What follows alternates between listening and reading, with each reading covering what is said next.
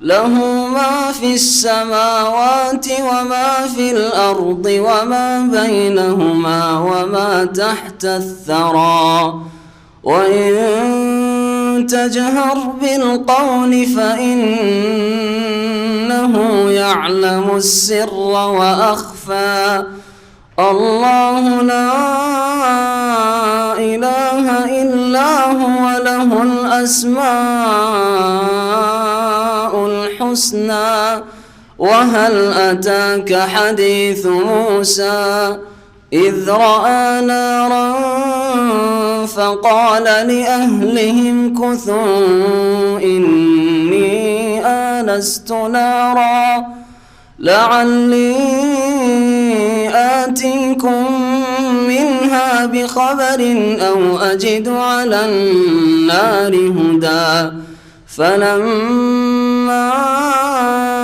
أتاها نودي يا موسى إني أنا ربك فاخلع نعليك إنك بالواد المقدس طوى وأنا اخترتك فاستمع لما يوحى إنني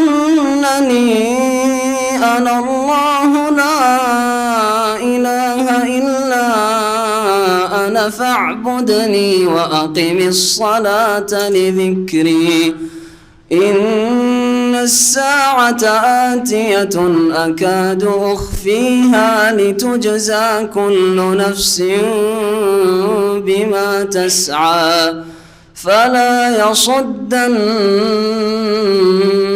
عنها من لا يؤمن بها واتبع هواه فتردى. السلام عليكم ورحمة الله وبركاته. بسم الله الرحمن الرحيم إن الحمد لله نحمده ونستعينه ونستغفره ونعوذ بالله من شرور أنفسنا ومن سيئات أعمالنا من يهده الله فلا مضل له ومن يضلله فلا هادي له وأشهد أن لا إله إلا الله وحده لا شريك له وأشهد أن محمدا عبده ورسوله صلى الله تعالى عليه وعلى آله وصحبه وسلم تسليما كثيرا يا أيها الذين آمنوا اتقوا الله حق تقاته ولا تموتن إلا وأنتم مسلمون يا أيها الناس اتقوا ربكم الذي خلقكم من نفس واحدة وخلق منها زوجها وبث منهما رجالا كثيرا ونساء واتقوا الله الذي تساءلون به والأرحم إن الله كان عليكم رقيبا يا أيها الذين آمنوا اتقوا الله وقولوا قولا سديدا يصلح لكم أعمالكم ويغفر لكم ذنوبكم ومن يطع الله ورسوله فقد فاز فوزا عظيما أما بعد فأعوذ بالله من الشيطان الرجيم بسم الله الرحمن الرحيم طه ما أنزلنا عليك القرآن لتشقى إلا تذكرة لمن يخشى إلا تذكرة لمن يخشى تنزيلا ممن خلق الأرض والسماوات العلى الرحمن على العرش استوى له ما في السماوات وما في الأرض وما بينهما وما تحت الثرى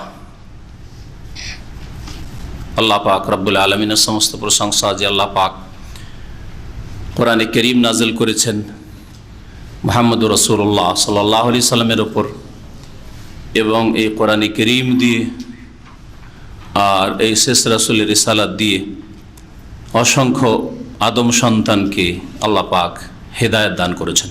বলেন আলহামদুলিল্লাহ যে আল্লাহ পাক আমাদেরকে হেদায়েত দান করেছেন। এই কোরআনে কারীম নবী করিম সাল্লাল্লাহু আলাইহি সাল্লামের জন্য যেমন ছিল কল্যাণ সৌভাগ্য, তেমন এই কোরআনে কারীম প্রত্যেক মানুষের জন্য যদি তা গ্রহণ করে তা হচ্ছে সৌভাগ্যের কারণ।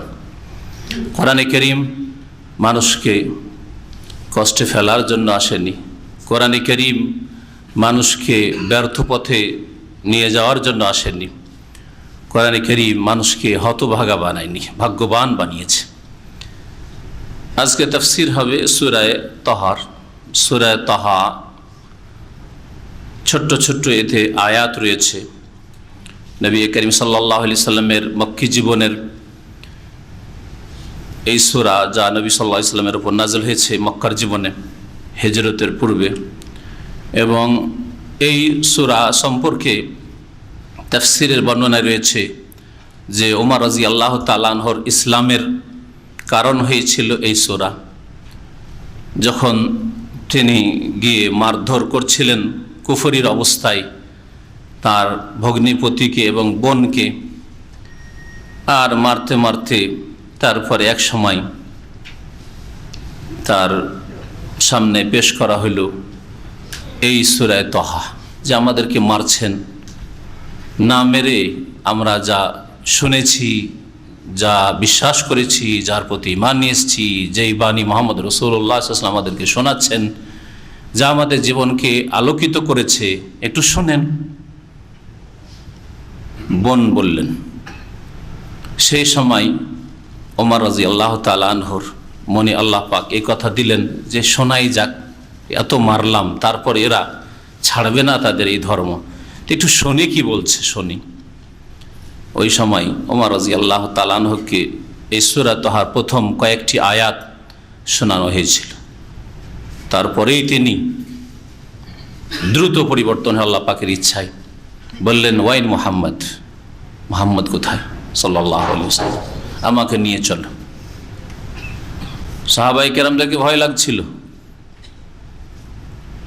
তার বোনকে, তার ভগ্নিপতিকে ভয় লাগছিল যে অসৎ উদ্দেশ্য তো বলছে না যে মুহাম্মদ সাল্লাল্লাহু আলাইহি ওয়াসাল্লাম কোথায় আছে, খুন করার উদ্দেশ্য তো বলছে না আবার।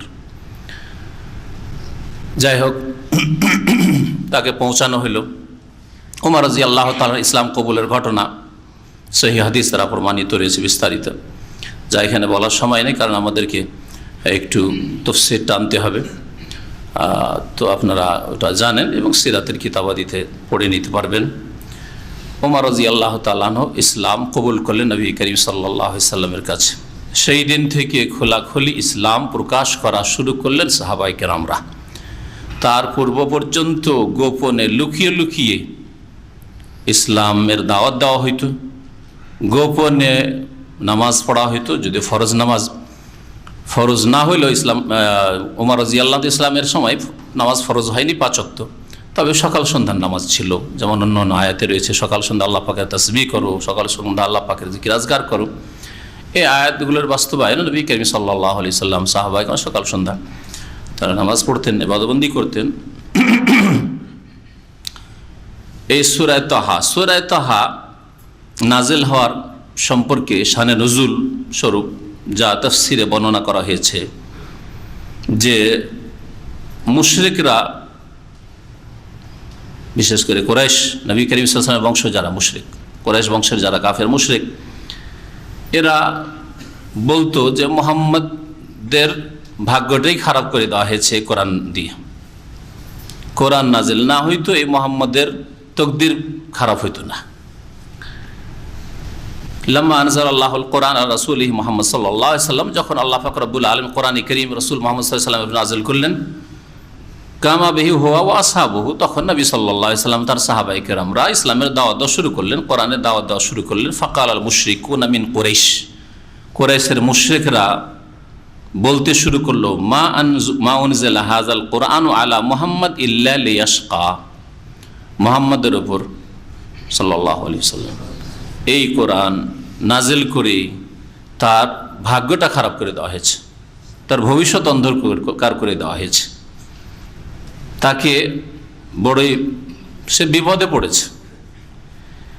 লিয়াশকা এই কথা বলেছিল। ইয়াশকা আর দুটি অর্থ হয়, ইশকা বা তাশকা, শাকিয়া ইয়াশকা বা বিসামিয়া থেকে এর অর্থ এমনি শাব্দিক প্রসিদ্ধ অর্থ হচ্ছে বদনসিব হওয়া, হতভাগা হওয়া, ভাগ্য খারাপ হওয়া, এটা হচ্ছে এর অর্থ।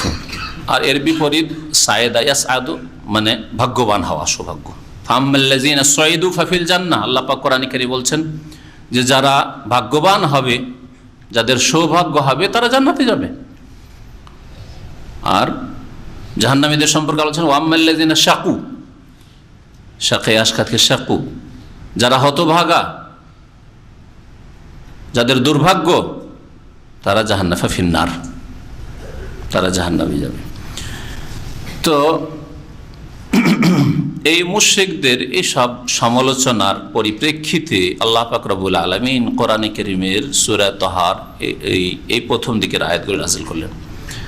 এই সূরায় নবী করিম সাল্লাল্লাহু আলাইহি ওয়াসাল্লামের সামনে বিশেষ করে মূসা আলাইহিস সালামের বিস্তারিত সিরাত জীবনী পেশ করে, কোরআন কারীম হিসাবে বলতে হয় বিস্তারিত জীবনী। কোরআন কারীমে এত বিস্তারিত আলোচনা খুব কমই হয়েছে কোন নবীর। মূসা আলাইহিস সালামের কথা যত বেশি আল্লাহ পাক বয়ান করেছেন। ইউসুফ আলাইহিস সালামের কথা একটি সূরায় আল্লাহ পাক বিস্তারিত বর্ণনা করে দিয়েছেন। বাকি মূসা আলাইহিস সালামের কথা বিভিন্ন সূরায় রয়েছে। তার মধ্যে বিশেষ করে খুব বিস্তারিত উল্লেখ করা হয়েছে তার কথা এই সূরায় তহায় আর সূরায় কাসাসে। যেন সূরায় কাসাস পর্যন্ত আমরা তাফসীর 10 পারা পৌঁছে এসেছি, শেষ দিক থেকে সূরা আনকাবুত পর্যন্ত হয়ে গেছে। তারপরে কাসাস, সূরায় তহার তাফসীর শেষ হলে ইনশাআল্লাহ তাআলা আমরা সূরায় কাসাসেরও তাফসীরটা করে দেব, যাতে করে একসাথে সবগুলি আয়াত, যে আয়াতগুলি প্রায় অধিকাংশ আয়াতগুলি মূসা আলাইহিস সালাম সম্পর্কে রয়েছে, তার বাল্য জীবন থেকে একেবারে নবুয়ত, রিসালাত আর ফেরাউনের ধ্বংস হওয়া আর বনী ইসরাইল মুমিনদের মূসা আলাইহিস সালামের সাথে সম্মানিত হওয়ার ঘটনা আমাদের সামনে স্পষ্ট হয়ে আসে। আল্লাহ পাক রব্বুল আলামিন আয়াত নাজিল করলেন যে মুহাম্মদ সাল্লাল্লাহু আলাইহি সাল্লাম কোরআনে কারীম দিয়ে ভাগ্যবান হয়েছেন, তার সৌভাগ্য, তার ভাগ্য খারাপ হয়নি। তোমাদের ভ্রান্ত ধারণা। মহান আল্লাহ ইরশাদ করেছেন, তাহা মা আনজালনা আলাইকাল কোরআন লিতাশকা। তাহা, তা আর হা দুটো অক্ষর, এগুলিকে বলা হয় বিচ্ছিন্ন অক্ষর, হুরুফে মুকাত্তাত। এগুলির অর্থ সম্পর্কে সাহাবায়ে কেরামরা জিজ্ঞেস করেননি নবী করিম সাল্লাল্লাহু আলাইহি সাল্লামকে, আর নবী সাল্লাল্লাহু আলাইহি সাল্লাম বলেননি। এগুলি নাজিল করার বিশেষ উদ্দেশ্য রয়েছে, এই সম্পর্কে অনেকবারই আমাদের আলোচনা করা হয়েছে। ওই সব সূরাগুলির শুরুতে যেগুলিতে আলিফ লাম মিম এসছে, আলিফ লাম রা এসছে, অথবা এইরকম হামিম এসছে, অনেকবারই আলোচনা করা হয়েছে। সুতরাং সে সম্পর্কে আর কিছু বলছি না। তাফসীর কারগণ খুব সংক্ষেপে বলেন, আল্লাহু আ'লাম বিমুরাদিহি, আল্লাহ পাক রব্বুল আলামিন তার উদ্দেশ্য ভালো জানেন, কি উদ্দেশ্যে নাজিল করেছেন। তবে কাফের মুশরিকদেরকে এতে চ্যালেঞ্জ অবশ্যই করা হয়েছে, এটা সবচেয়ে বলিষ্ঠ কথা। এই মর্মে যতগুলি কথা বলা হয়েছে, অনেকগুলি বিদাতি কথা বলা হয়েছে। যেমন তাহা নবীর নাম, শুনেছেন না দেশি কথা? এটা নবীর একটা নাম হচ্ছে, আমাদের সে বিদাতি ওজিফার কিতাবগুলিতে আল্লাহ 99টা নামের সাথে নবীর 99টা নাম উল্লেখ আছে, দেখেছেন কেউ? সব ভুল, ভ্রান্ত। হয়তো কিছু নাম প্রমাণিত রয়েছে নবী করিম সাল্লাল্লাহু আলাইহি সাল্লামের, আর বাকিগুলি সব বানাওয়াট সব। তার মধ্যে তাহা, ইয়াসিন এগুলো নবীর নাম, একেবারে মিথ্যা কথা আর ভুল কথা। তাহা মা আনজালনা আলাইকাল কোরআন লিতাশকা, হে নবী মুহাম্মদ সাল্লাল্লাহু আলাইহি ওয়াসাল্লাম, তোমার প্রতি কোরআন নাজিল করিনি আমি এই জন্য যে লিতাশকা, তুমি হতভাগা হবে, তোমার দুর্ভাগ্য হবে, ভাগ্য খারাপ হবে, এই জন্য আমি কোরআন নাজিল করিনি। এটা একটি তাফসীর। আর শাকে আশকার দ্বিতীয় অর্থ তাফসীর কারগণ করেছেন এখানে, বিশেষ করে কোন তাফসীর কারগণ, আর সে অর্থ বহন করে এই শব্দটি, সেটা হচ্ছে কষ্টে পড়া। কেউ কষ্টে পড়েছে, যেটাকে আরবিতে তাপ, ক্লান্তি, আনা, কষ্ট, ক্লেশ, এসব ক্ষেত্রেও এই শাকে আশকা শব্দটি ব্যবহার হয়ে থাকে। তাহলে অর্থ হবে যে হে নবী, তোমার উপর আমি কোরআন নাজিল করিনি এই জন্য যে তুমি কষ্টে পড়বে, তোমাকে কষ্টে ফেলার উদ্দেশ্যে কোরআন নাজিল করিনি, তোমাকে বিপদে ফেলার উদ্দেশ্যে কোরআন নাজিল করিনি, যে তোমার জীবনটা অন্ধকার করে দিলাম, বিপদে ফেলে দিলাম। এতে আরেকটা তাফসীর করেছেন, এই কষ্টে ফেলার উদ্দেশ্যে কোরআন নাজিল করিনি এই অর্থ করার পরে, সেটা হচ্ছে যে নবী করিম সাল্লাল্লাহু আলাইহি ওয়াসাল্লাম কোরআনের কথা যখন কাফের মুশরিকদের সামনে পেশ করতেন, আর তারা অধিকাংশ ঈমান নিয়ে আসতো না, বিশ্বাস করতো না, আর বিভিন্ন রকমের খারাপ মন্তব্য করত, শত্রুতা করত, ঈমান নিয়ে আসতো না। শত্রুতাতে যায় আসে না নবী করিম সাল্লাল্লাহু আলাইহি ওয়াসাল্লামের, শত্রুতা হবেও তিনি জানতেন ভালো করে, কিন্তু তারা যে ঈমান নিয়ে আসলো না, আর এই লোকগুলি এই অবস্থায় মারা গেলে সবগুলি জাহান্নামের ইন্ধন হবে চিরকালের জন্য, এতে বড়ই কষ্ট পেতেন। কারণ মুহাম্মদ রাসূলুল্লাহ সাল্লাল্লাহু আলাইহি ওয়াসাল্লাম রাহমাতুল লিল আলামিন, বিশ্ব জাহানের সকলের জন্য, এমনকি সব কিছুর জন্য রহমত করুণা। তো এই রহমত মানুষ কি করে এটা বরদাস্ত করতে পারেন মানসিক দিক থেকে, যে এই লোকগুলি জাহান্নামে চলে যাবে, এই লোকগুলি আগুনে জ্বলবে, এই লোকগুলির জন্য আল্লাহ পাকের মহাশাস্তি, আল আযাবুল আকবার মহাশাস্তি রয়েছে, দুনিয়ার শাস্তি নয়। যদি এই অবস্থায় মরে যায় তাতে বড়ই পেরেশান হয়ে যেতেন।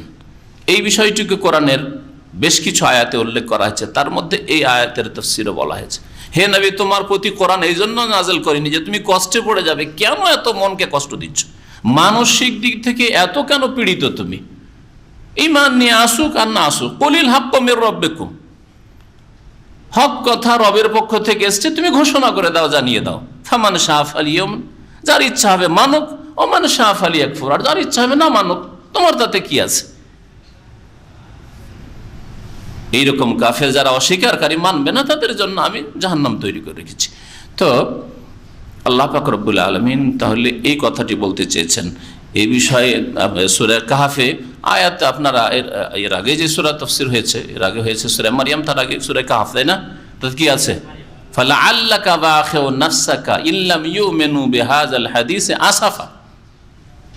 ফালাআল্লাকা বাখিউ নাফসাকা, হে নবী, মনে হচ্ছে যে তুমি নিজেকে সর্বনাশ করে ফেলবে, নিজে তুমি মনে হচ্ছে যে প্রাণটা হারিয়ে দেবে, তুমি চিন্তা করতে করতে মনে হয় শেষ হয়ে যাবে তুমি। বাখিউ নাফসাকা মানে হালিকুন নাফসাকা, নিজেকে ধ্বংস করে ফেলবে, মনে হচ্ছে মরে যাবে তুমি। এইভাবে এত কেন চিন্তা তোমার যে এরা মুসলিম হচ্ছে না, এরা ঈমান নিয়ে আসছে না, এরা জান্নাতের রাস্তা ধরলো না, তোমার তাতে কি হয়?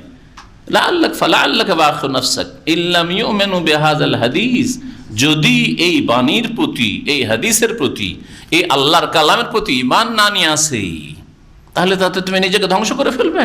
আসাফা, আক্ষেপ করে। এত আক্ষেপ কেন তোমার? এত আক্ষেপ করার কিছু নেই। আল্লাহ পাক সান্ত্বনা দিচ্ছেন। তাহলে ওই আয়াত আর এই আয়াতের তাফসীর একই। সূরা শুআরায় রয়েছে লাআল্লাকা বাখিউ নাফসাক আল্লা ইয়াকুনু মুমিনিন, তারা মুমিন হয় না, ঈমান নিয়ে আসে না, বিশ্বাস করে না, সেজন্য নিজেকে ধ্বংস করে ফেলবে তুমি। না, পেরেশান হওয়ার কিছু নেই। আল্লাহ পাক রব্বুল আলামিনের ইচ্ছা যে আল্লাহ পাক তৌফিক দেবেন কাকে? যার অন্তরে সততা আছে, যার জানে প্রাণে চেষ্টা আছে, অন্তরে সততা লাগবে যে আমি সৎ পথ চাই, আমি তৌহিদের পথ চাই, আমি নবীর পথ চাই, আমি আল্লাহ পর্যন্ত পৌঁছিতে চাই, আমি দুনিয়া আখিরাতের সুখ চাই। এই ধরনের নিয়ত যার থাকবে, এটা হচ্ছে অন্তরের সততা। আর তারপরে এর জন্য সচেষ্ট হওয়া, যার মেহনত প্রয়াস থাকবে, তাকে আল্লাহ পাক রব্বুল আলামিন তৌফিক দেবেন, সেই পথে চালাবেন। এই জন্য যারা শিরক বিদআত করে ইসলামের নামে, মুসলিম বিভিন্ন দল উপদলের, তাদের কিছু গোঁড়ারা রয়েছে, আল্লাহ কখনো হেদায়েত করবেন না। মুতাআসসিব গোঁড়া যারা, তাদেরকে আল্লাহ হেদায়েত করবেন না। কারণ আগে থেকে গোঁড়ামি নিয়ে আছে যে আমরা যেটা করছি, যেই আকীদা বিশ্বাসে আছি, কবর মাজার পূজা করলেও সেটা হক, সুফি মানব রচিত সুফিইজম হইলেও সেটা হক, হ্যাঁ, সেগুলি হক, আর বাকি বাতিল। কোরআন এবং হাদিসে হক আছে, সুতরাং নিরপেক্ষ হয়ে কোরআন এবং হাদিস পড়াশোনা করি, যেখানে কোরআন হাদিস পৌঁছাবে সেখানে পৌঁছিব, এই নিয়ত নেই। এই অসৎ নিয়তের কারণে আল্লাহ পাক এই গোঁড়াদেরকে হেদায়েত করে না। তবে যারা অন্তর খুলে আল্লাহর বাণী কোরআনে কারীম পড়বো, তার অর্থ বুঝবো, রাসূলের সহিহ হাদিস পড়বো, বুখারী থেকে শুরু করব, বুখারী মুসলিমে হাদিসগুলি সব সহিহ, সুতরাং এগুলি দেখবো, আর ওইভাবে আমি আমার নিজের জীবন গড়বো, ওইভাবে নামাজ পড়বো, ওইভাবে আল্লাহ পাকের ইবাদত বন্দি করবো। কোরআনে কারীম আল্লাহ বলছেন আসমান জমিনে কেউ গায়েব জানে না, আর ওলিয়া উলিয়া সব গায়েব জানে। এটা কি ইসলাম? কোরআনে কারীমে আল্লাহ পাক ঘোষণা করছেন যে হে নবী, তুমি বলে দাও যে আমি আল্লাহর খাজানা, আল্লাহর ভান্ডারের মালিক নাই, আর ওলিয়া উলিয়া সব দিতে পারে, কাউকে ছেলে মেয়ে দিতে পারে, কারো রোগ ভালো করতে পারে, আর চাদর চড়িয়ে দিলে একবারে সব উন্নতি হয়ে যায়। এসব কোথায় বলে যে আস্তানা মাজারে পাওয়া যায়? কোথাকার ইসলাম? তাহলে বোঝা গেল এইভাবে আমি একটি করে রোগের যে মুসলিম সমাজে শিরক বিদআত আর কুসংস্কার রয়েছে, ইসলামের নামে যেগুলি হচ্ছে, সেগুলি সম্পর্কে বিশেষ করে ওই রকমের যারা ইসলামের ফরজ ওয়াজিব আদায় করায় ঘাটতি, নামাজ আধা নামাজি, ফরজ আদায় করে না, হারাম কাবিরা গুনাহ করে, অন্তরে যদি সততা থাকে আর গুনাহ থেকে বাঁচবার চেষ্টা থাকে, তা আল্লাহ তৌফিক দেবেন। একজন হারাম রিজিক ছাড়তেই চায় না, কি করে আল্লাহকে তৌফিক দেবেন? আর একজন বাধ্য হয়ে গেছে, এসছে আর ওই কাজে লাগিয়ে দেওয়া আছে, কিন্তু চেষ্টা আছে যে আমি হারাম কাজ করবো না, ছেড়ে দেবো, আল্লাহ অবশ্যই তৌফিক দেবেন। অন্তরে সততা আল্লাহ পাক দেখেন এবং মানুষের কর্ম আল্লাহ পাক দেখেন। কোরআনে কারীম আল্লাহ পাক নাজিল করেছেন ভাগ্যবান করার জন্য নবী করিম সাল্লাল্লাহু আলাইহি সাল্লামকে এবং তার উম্মতকে, মানুষ তার যারা অনুসরণ করে তাদেরকে। ওয়ালা ইয়াজিদু যালিমিন ইল্লা খাসারা, আর যারা অবিশ্বাসী, মানবে না, যারা আল্লাহ পাকের কিতাবের দিক নির্দেশনা থেকে দূরে থাকবে, তারা ক্ষতিগ্রস্তই হবে, তাদের ক্ষতি আরো বৃদ্ধি পাবে। ইল্লা তাযকিরাতাল লিমান ইয়াখশা, তবে এই কোরআনে কারীমে উপদেশ রয়েছে ওই সব ব্যক্তির জন্য যারা ভয় করে। লিমান ইয়াখশা, তাহলে যারা ভয় করবে যে না, আমাকে সোজা পথে চলতে হবে, সোজা জীবন গড়তে হবে, ভালো জীবন, মানুষের মতো জীবন গড়তে হবে, আর সবচাইতে উত্তম আদর্শ দুনিয়া দেখলো না, কোথাও শান্তি নেই। কোরআনে কারীমের আদর্শ ছাড়া উত্তম আদর্শ কোথাও নেই। রাসূলুল্লাহ সাল্লাল্লাহু আলাইহি সাল্লামের আদর্শ ছাড়া উত্তম আদর্শ কোথাও নেই। এই বিষয়গুলি আজকাল পশ্চিমারা অনেকেই চর্চা করছে, স্টাডি করছে, বুঝছে, আর শিখে জেনে শুনে ইসলাম গ্রহণ করছে। মানে আলহামদুলিল্লাহ। এইরকমই যতগুলি বিদাতপন্থীদের অনেক আলেমরা আর বড় বড় বিদাতীদের ঘরের লোক, তারা পড়াশোনা করে, এমন নয় যে তাকলিদ করে অন্ধভাবে তারা কোরআন হাদিসের পথে চলে আসছে, না, পড়াশোনা করে হাল হকিকত জেনে সত্য মিথ্যার যাচাই করে তারপরে সহি পথে চলে আসছে।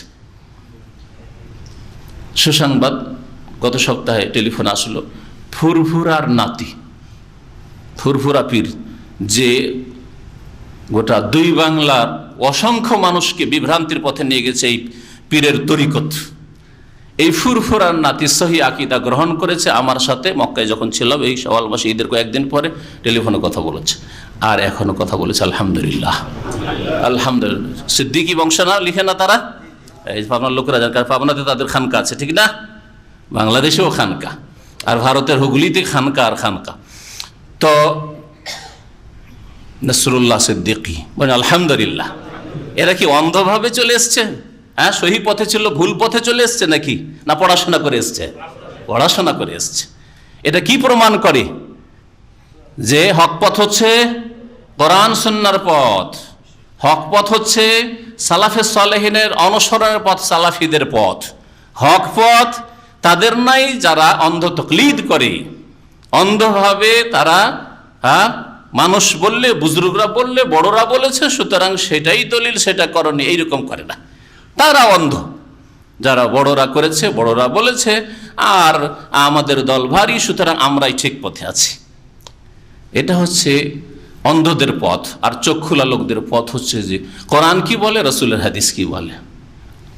আলহামদুলিল্লাহ যে আল্লাহ পাক আমাদেরকে কোরআন এবং হাদিসের রাস্তায় রেখেছেন বা নিয়ে এসেছেন, বলেন আলহামদুলিল্লাহ। যারা ভয় করবে তাদের জন্য কোরআনে কারীম উপদেশ রয়েছে। তানজিলাম মিম্মান খালাকাল আরদা ওয়াস সামাওয়াতিল উলা, এই কোরআনে কারীম নাজিল করা হয়েছে। তানজিলান মানে মুনাজ্জালুন, মাসদার নাযালা ইউনাজ্জালু ইসম মাফউলের অর্থে নাজিলকৃত বা নাজিল করা হয়েছে সেই সত্তার পক্ষ থেকে, মিম্মান সেই সত্তা, সেই জাতে পাকের পক্ষ থেকে, খালাকাল আরদা যিনি পৃথিবীকে সৃষ্টি করেছেন, জমিন সৃষ্টি করেছেন, ওয়াস সামাওয়াতিল উলা আর সুউচ্চ আকাশ সমূহকে সৃষ্টি করেছেন। আর রহমান আলাল আরশি ইস্তাওয়া, রহমান দয়াবান যিনি আরশের উপর সমুন্নত, যিনি আরশের উপর সমুন্নত। আরশ কোন দিকে? আরশ উপর দিকে। তাহলে আল্লাহ কোন দিকে? সর্বত্র না? হ্যাঁ, জি। তাহলে যারা বলবে যে আল্লাহর আরশ মানে আল্লাহর ক্ষমতা, তারা গোমরাহ। শুনে রাখেন, আমি হালকা করে বলছি। ইমাম আবু হানিফা রাহমাতুল্লাহ শারহে আকাইদা তাহাউইয়া, আর যারা নিজেদের হানাফি বলে পরিচয় দিত, হ্যাঁ, তাদের কিতাবে রয়েছে ইমাম তাহাউই এবং তার ভাষ্য ইবনে আবিল ইজ আল হানাফির কিতাব আমার টেবিলে আছে। আর সময় সুযোগে এনে শোনাবো যে ইমাম আবু হানিফা রাহমাতুল্লাহ আলাইহি বলা হচ্ছে, কেউ যদি বলে আল্লাহর আরশ নেই, আল্লাহর আরশ মানে ক্ষমতা, হ্যাঁ, যেমন অমুক সিংহাসনে বসেছে, হ্যাঁ, তার মানে ক্ষমতা তার হাতে এসছে, সে রাজা ছিল না, অথবা সে এর আগে প্রধানমন্ত্রী ছিল, এখন প্রধানমন্ত্রী হয়েছে। মানুষের ক্ষেত্রে, দুনিয়ার শাসকের ক্ষেত্রে ব্যবহার হয়, কিন্তু বলবেন আল্লাহ পাকের আরশ মানে আল্লাহ পাকের ক্ষমতা, আল্লাহ ক্ষমতায় এসছেন, তার মানে কি এর আগে আল্লাহ ক্ষমতায় ছিল না, অক্ষম ছিলেন। আল্লাহ পাক রব্বুল আলামিনের কাছে এই ক্ষমতা ছিল না, পৃথিবীর ক্ষমতা আর কারো কাছে ছিল। আর তারপরে শুরু হলো যে আল্লাহ পাক ক্ষমতা পেলেন নাকি আসমান জমিন সৃষ্টি করার পরে, খালাকাস সামাওয়াতি ওয়াল আরদা ফি সিত্তাতি আইয়ামিন সুম্মা ইসতাওয়া আলাল আরশ। তাহলে আসমান জমিন আল্লাহ পাক 6 দিনে সৃষ্টি করলেন, তারপরে সুম্মা মানে তারপরে আল্লাহ পাক আরশের উপর সমুন্নত হলেন। এটা হচ্ছে সেই তাফসীর আর অনুবাদ। আর ওরা বলছে না, তারপরে ক্ষমতা পেলেন। তার মানে আসমান জমিন সৃষ্টি করার আগে আল্লাহ পাক ক্ষমতায় ছিলেন না। যেমন দুনিয়ার শাসকরা ক্ষমতায় থাকে না, তারপরে কেউ ইলেকশনে জিতে আসে, কেউ বংশ পরম্পরা পেয়ে থাকে, আর কিছু হয়ে থাকে, তাই না? কত বড় কুফরি কথা। এই জন্য ইমাম আবু হানিফা রাহমাতুল্লাহ আলাইহির কথা ইনশাআল্লাহ তাআলা ওই কিতাব থেকে পড়ে শোনাবো শুক্রবারে এশা পরে। ইনশাআল্লাহ তাআলা এই দর্স হবে, খুব কাছাকাছি সময় আপনাদেরকে শোনাবো ইনশাআল্লাহ। যাতে করে ইমাম আবু হানিফা রাহমাতুল্লাহ গুমরাহ বলেন, বলে কেউ যদি বলে আল্লাহর আরশ নেই তো সে কাফের। কেউ যদি আল্লাহর আরশ আছে কিন্তু কোন দিকে আছে জানি না, এদিকেও হইতে পারে, সর্বত্র হইতে পারে। হ্যাঁ, কলব মুমিনের কলবে কলবে হইতে পারে আল্লাহ পাকের আরশ, কলব মুমিন আরশুর রহমান কেউ যদি বলে, তাহলে মানে ফাকাদ কাফারা। কে বলছেন এটা? ইমাম আবু হানিফা রাহমাতুল্লাহ আলাইহি বলছেন। পাতা থেকে পাতা নম্বর শুধু না, পড়ে শোনাবো ইনশাআল্লাহ তাআলা। যেসব ভাইদের সময় আছে আজকে রাতে শুনবেন না আগামী সপ্তাহে? গত সপ্তাহে একটু আদা করেছিলেন বাকি কিছু তারাবি, কিন্তু প্রয়োজন নাই মনে হয়। তারাবির গত সপ্তাহে যে আলোচনা হয়েছে যথেষ্ট। তো যদি আজকে শুনতে চান তো ইনশাআল্লাহ তাআলা এই বিষয়টা শোনাব। ইমাম আবু হানিফা রাহমাতুল্লাহ আলাইহির উক্তি। তারপরেও হানাফি আবার মানলেন না আরশ। আর যদি আরশ মানেন তো বলবেন যে না আল্লাহ কোথায়, না বলা যাবে না যে আল্লাহ উপর দিক, কোনো বলা যাবে না যে কোন দিকে বলা যাবে না। আশারি মাতুরিদি ভ্রান্ত মতবাদ হচ্ছে যে বলা যাবে না আল্লাহ কোন দিকে, আল্লাহ সর্বত্র বিরাজমান। তাআলা আনিল জিসমি ওয়াল জিহাতি, তাদের কথা। আল্লাহর যেমন দেহ নেই, অস্বীকার। আরে জিসিম শব্দ আসেনি, হাও করিও না নাও করিও না, এটা হচ্ছে সালাফে সালেহের তরিকা। আর বিদাতীদের তরিকা হচ্ছে, আমাদের দেশীয় বিদাতীদের আলেম সমাজের এটা, যে না না অস্বীকার করে দাও। আচ্ছা গেল, এটা না হয় নাই, সেজন্য অস্বীকার করলেন। আর তারপরে জিহাদ দিক অস্বীকার। আল্লাহ ঊর্ধ্বে, 7 আসমানের ঊর্ধ্বে, আরশে আজিমের ওপরে, না বলা যাবে না, ওইটাই নাকি কুফরি। অথচ ইমাম আবু হানিফা বলছেন যে বলবে যে আল্লাহ পাক রব্বুল আরশ কোথায় আমি জানি না, সে ফাকাদ কাফারা। আমি তো গুমরাহ বললাম। অনেক সময় হুকুম আমরা হালকা করে বললি, কারণ ছোট মুখে অত বড় কথা নয়। আর ইমাম আবু হানিফা রাহমাতুল্লাহ বড় মুখে বড় কথা ইনশাআল্লাহ তাআলা আপনাদেরকে শুনিয়ে দেব। জি,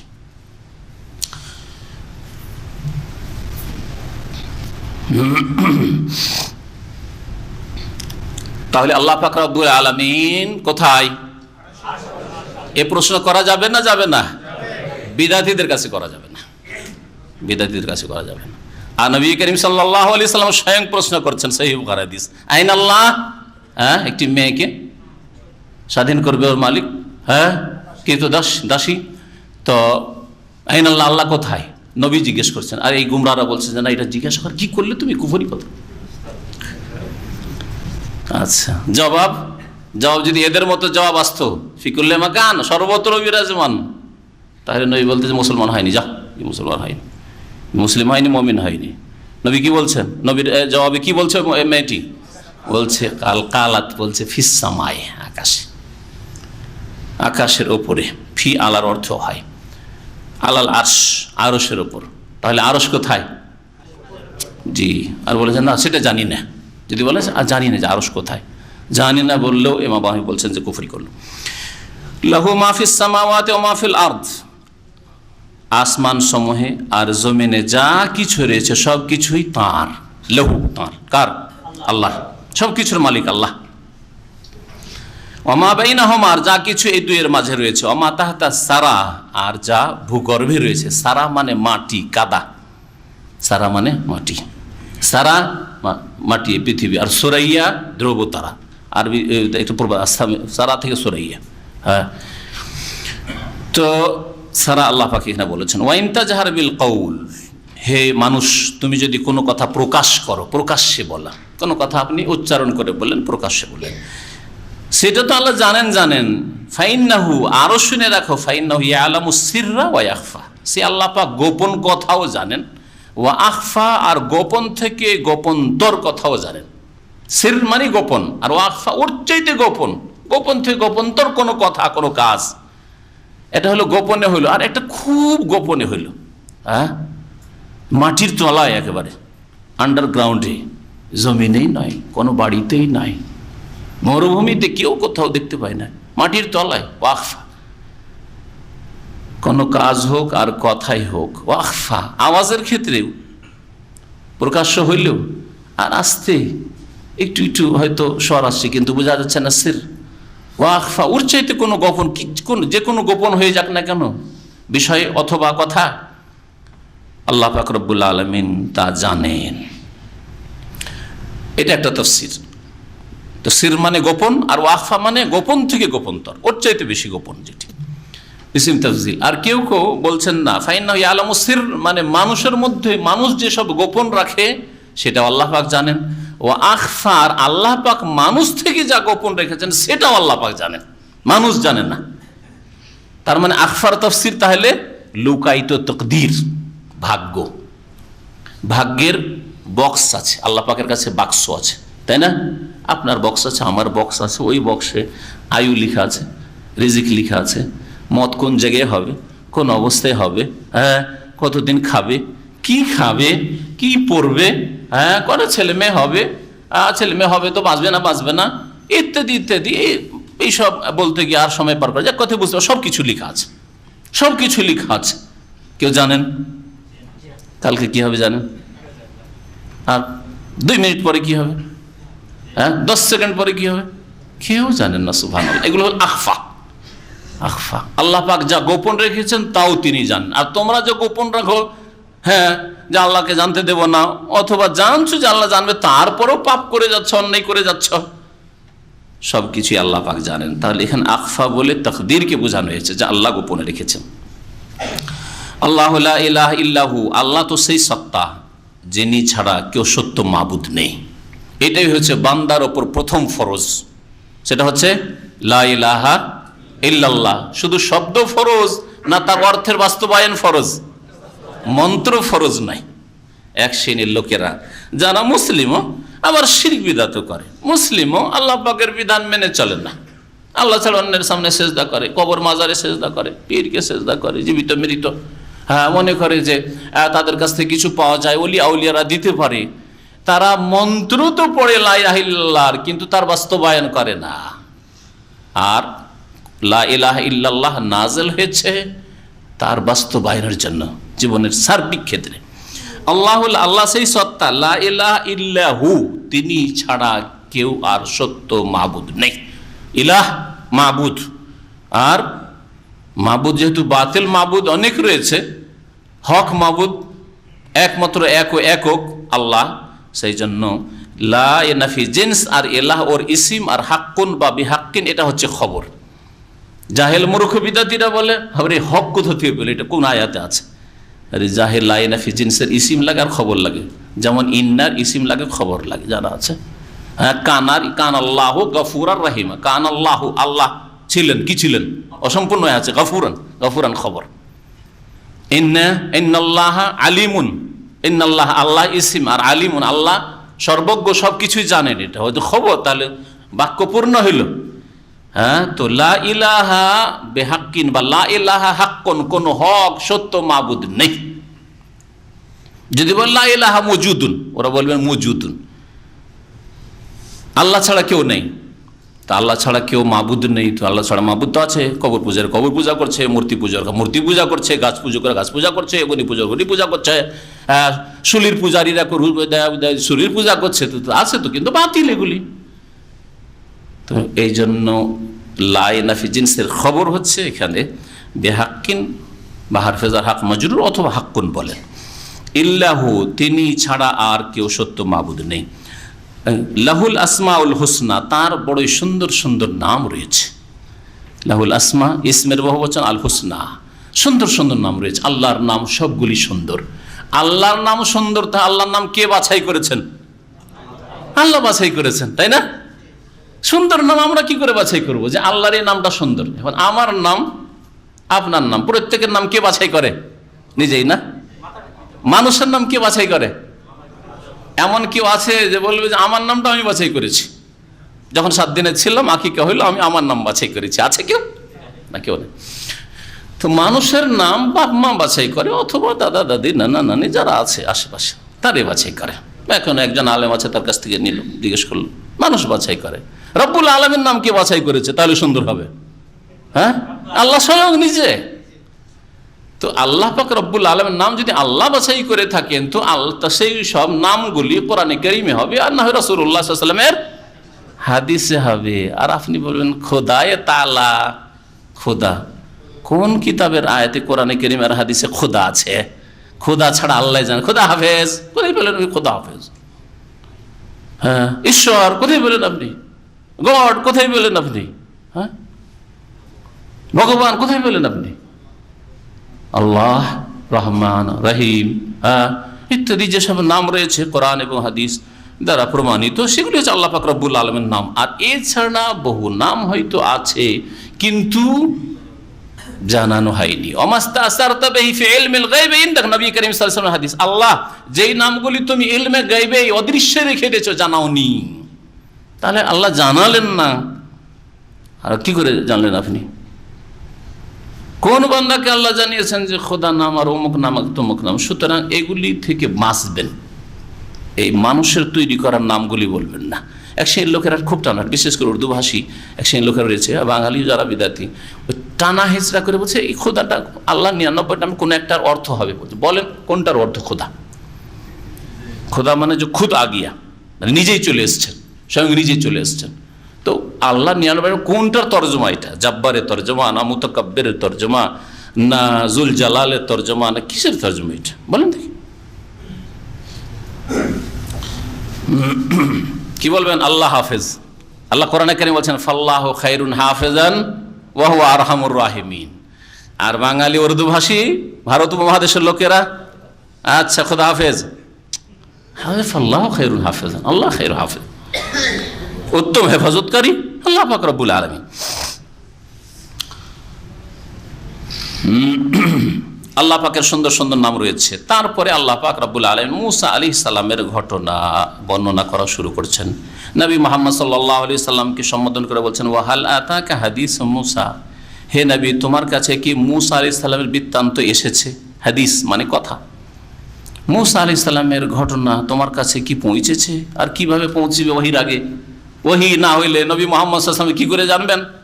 তুমি কি জানো? জানো না তো শুনে নাও। আল্লাহ বলেন শুনে নাও। ইজরা আনারান, বিশেষ একটা মুসা আলাইহিস সালামের জীবনের অংশ এখানে বর্ণনা করা হচ্ছে। এখানে বাল্য জীবন বর্ণনা করা হয়নি। বড় হইলেন, বড় হওয়ার পরে মিশর থেকে ভুল করে একটা ঘুষি দিতে যখন একটা লোক মরে গেল ফেরাউনের বংশের, তখন সেখান থেকে পলায়ন করলেন, চলে গেলেন দীর্ঘ 7 দিন, যেমন তাফসীরকাররা বলছেন হেঁটে মাদিয়ান পৌঁছিলেন। মাদিয়ান পৌঁছে সেখানে দেখলেন শুআইব আলাইহিস সালাম, এক বর্ণনা মোতাবেক তিনি নবী অথবা অন্য কোনো শুআইব। আর একটি বক্তব্য যেটা আমাদের দেশের অনেকেই জানে না, কিন্তু শুআইব আলাইহিস সালাম কিনা এতে সন্দেহ রয়েছে, তিনি হইতে পারে যে অন্য কোনো শুআইবের কাছে পৌঁছেছিলেন। তার মেয়েরা, যে ঘটনা সূরা কাসাসে আসবে, ঘটনা বলবো না সেজন্য। তারপরে ওই মেয়ে, 2 মেয়ের এক মেয়ের সাথে বিবাহ হইল। মোহরানা স্বরূপ কি করলেন? হ্যাঁ, 8 অথবা 10 পেশ করো। মেয়ের বাবা বললেন, তিনি বলেছিল যেটা উত্তম সেটাই করবো, 10ই। আর মুসা আলাইহিস সালাম 10 পুরা করলেন। 10 বছর একটা বিবি হাসিল করার জন্য 10 বছর। হ্যাঁ, লেবার, বাড়ির চাকর, চাকরি করে, মানে বাড়ির যে চাকর হয় এমনি একবারে অফিসিয়াল চাকরি নয়, বাড়ির চাকর, বকরি চড়া, ছাগল চড়িয়ে তারপরে বিবির সাথে নিয়ে সফর শুরু করছেন। মায়ের কাছে ফিরে যায় মায়ের কাছে, মাতৃভূমিতে ফিরে যায়, মায়ের কাছে স্ত্রীকে নিয়ে যাচ্ছে। ওইখান থেকে আল্লাহ পাক এখানে বর্ণনা শুরু করেছেন। এর দ্বারা বোঝা গেল যে কোনো মানুষ বিবাহ করার পরে তার অধিকার রয়েছে, যখন বিবাহ করে নেবে স্ত্রীকে যে কোনো জায়গায় নিয়ে যেতে পারে। মেয়ের বাবা যদি বলে না আমি তো বিদেশে পাঠাবার জন্য বিয়ে দিইনি, এখানে রাখতে হবে, আমার একটা মেয়ে আমি ঘরেই রাখবো, কাছে গ্রামে রাখবো, গ্রামে বিয়ে দিলাম তোমাকে সৌদি আরব নিয়ে যাওয়ার জন্য, যদি বলে কি করবেন? আচ্ছা, এই আয়াত দেখো মুসা আলাইহিস সালাম নিয়ে গেলেন, ভাই আমিও নিয়ে যাব। হ্যাঁ, তবে আগে যদি শর্ত করে নেয়, আল মুসলিমুন আলা শুরুতিহিম, সেই বুখারীতে হাদিস রয়েছে, মুসলিম যে কন্ডিশন করবে, শর্ত পুরা করতে হবে। আগে বিবাহ বন্ধন যখন হচ্ছে তখন শর্ত করে, দেখো আমার একটা মেয়ে অথবা আমার 2টা 3টে 4টেও, কিন্তু আমি দূরে পড়াবো না, সুতরাং বিদেশে তুমি তো ইউরোপে চাকরি করো, ইউরোপে যাও, না আমার মেয়ে পড়াবো না ইউরোপে, আমার মেয়েকে আমার এই গ্রামে থাকবে অথবা আমার বাড়িতে থাকবে, ঘর জামাই হয়ে থাকতে শর্ত করে বিয়ে করেছেন। হ্যাঁ, মেয়েটা বেশ সুন্দরী আছে, বেশ পড়াশোনা, বিয়েটা করিনি, তারপর টান দেবো পরে আর কি করবে আবার। হ্যাঁ, না, এটা চলবে না। শর্ত করেছেন যে ঘর জামাই হয়ে থাকবো, না ওখানেই থাকবে। যেমন শর্ত করবেন, শর্ত করেছেন যে হ্যাঁ আমি এরপরে আর বিবাহ করব না। এই সৌদি আরবে যে বিবাহ সাথে অনেকগুলি বিবাহতে মেয়েরা বা মেয়ের বাবা শর্ত করে নেয় যে যেহেতু এখানে অনেক বিবাহ বেশি আছে, একাধিক বিবাহ করা অহরহ, তো অনেক সময় হয়তো অনেকে হক নষ্ট করে যে আল্লাহ পরকাল ভয় করে না। হ্যাঁ, শর্ত করে নেয় যদি যে না আমার মেয়ের পরে আর কোনো বিবাহ করতে পারবে না যতদিন আমার মেয়ে বেঁচে আছে, তো জায়েজ আছে এটা। যদি শর্ত করে নেয়, শর্ত পুরা করতে হবে। আর শর্ত যদি না করে থাকে, পরবর্তীকালে বিবাহ করতে চাইছে, যে কোনো কারণে হোক না কেন, কারণ দর্শানোর জন্য বিয়ে করা তার অধিকার আছে। না না না, বিয়ে করতে দেবো না, তাহলে আমার মেয়েকে ছাড়িয়ে নাও। না, আরো কি বুঝলেন? এটাই শুধু শিখলেন, আর কি শিখলেন? হ্যাঁ, মহারানা আদায় করে বিয়ে করতে হবে, যৌতুক আদায় করে নয়। হারাম, এই হারামখোর কাপুরুষেরা হারাম খায় যারা যৌতুক নেই। কাপুরুষ নিজের ক্ষমতা হয় না, সেই জন্য ওর মেয়েকে নিয়ে আসবো, কি খাওয়াবো বা নিজে কি খাবো, সুতরাং ওর কাছ থেকে টাকা পয়সাও নিয়ে আসি, দ্বন্দ্বলতে নিয়ে আসি, বসে বসে খাবো। কাপুরুষ একবারে হারাম। এই যৌতুক পণ দিয়ে আসতে হবে। তারপরে বাকি ফাঁকিবাজি চলবে না, বাকির যেটা দেশে বহুল প্রচলিত। কোন মোহর হয়? হ্যাঁ, আমরা ছোটকালে তো 1 টাকা নগদ, বাকিটা বাকি। তারপরে শুরু হইল 51 টাকা, 50 করবেন আবার, 51 টাকা নগদ, বাকিটা বাকি। তারপরে শুরু হলো 101 টাকা নগদ, বাকিটা বাকি। এসব চলে না দেশে?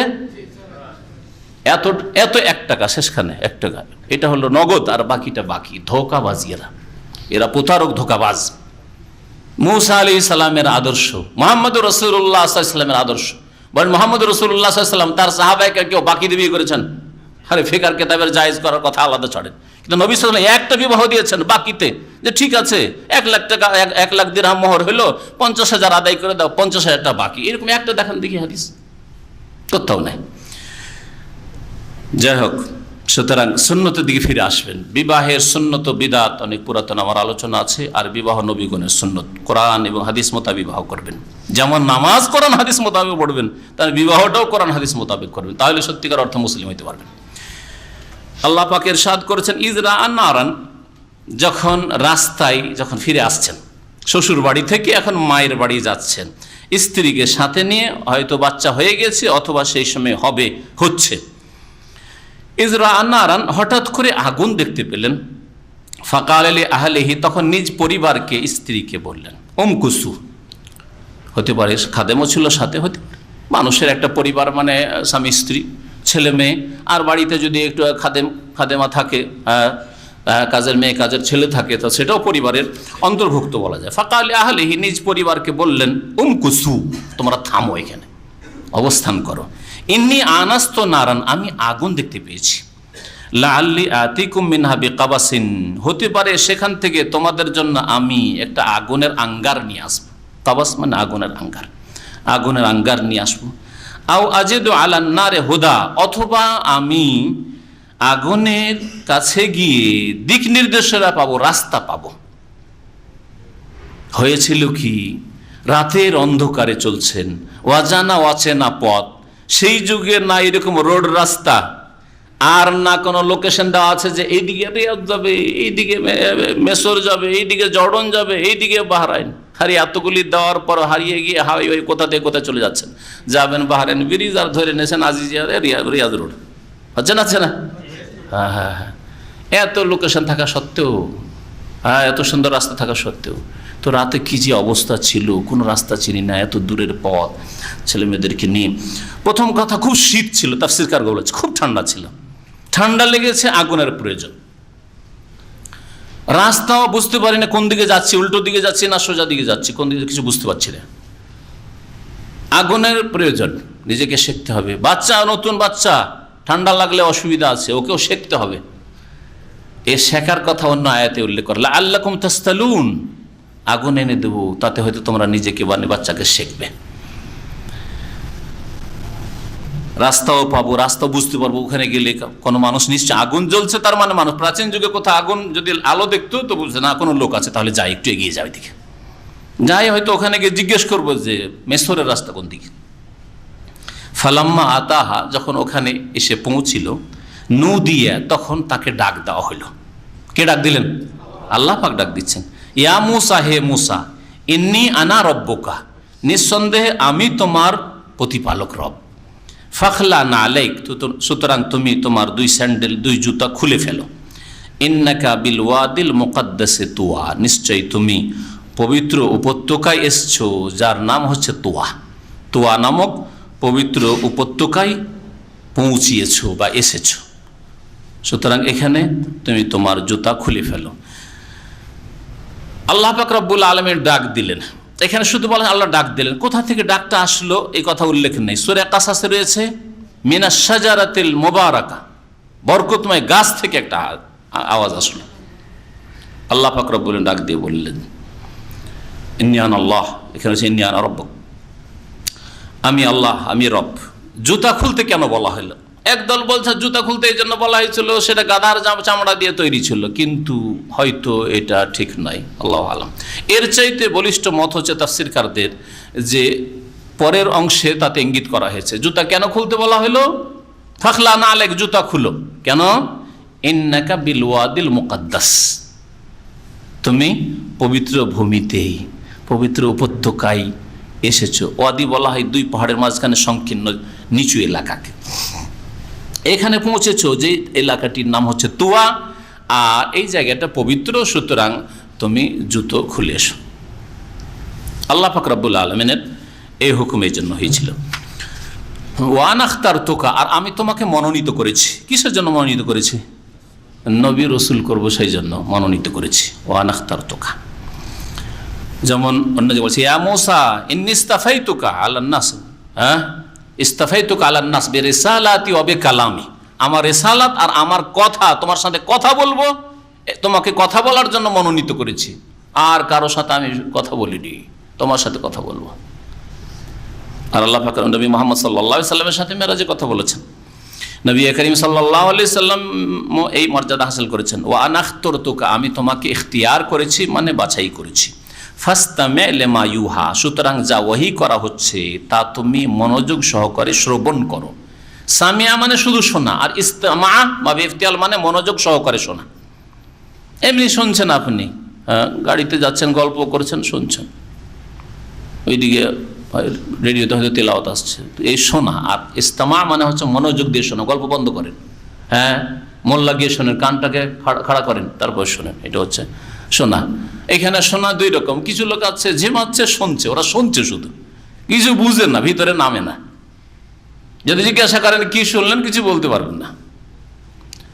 আর ইস্তেমা মানে হচ্ছে মনোযোগ সহকারে মন লাগিয়ে শোনা, এবং শোনার পরে ভিতরে নামাবার চেষ্টা করা, উপলব্ধি করার চেষ্টা করা, মেমোরিতে রাখার চেষ্টা করা। ফাস্তামি' লিমা ইউহা, যা ওহী করা হচ্ছে তা মনোযোগ সহকারে শোনো। ইন্নানি আনাল্লাহ, নিশ্চয় আমি আল্লাহ, লা ইলাহা ইল্লা আনা, আমি ছাড়া কেউ আর সত্য মাবুদ নেই। প্রথম ফরজ এটি। এই জন্য মুসা আলাইহিস সালামকে আল্লাহ পাক প্রথম, অন্য কোনো কথা বলছেন না, ইসলামের বিধিবিধান, ঈমানের বিধিবিধান, বলছেন কি লা ইলাহা ইল্লা আনা, আমি ছাড়া আর কেউ সত্য মাবুদ নেই। ফাবুদনি, সুতরাং একমাত্র আমার ইবাদত করো।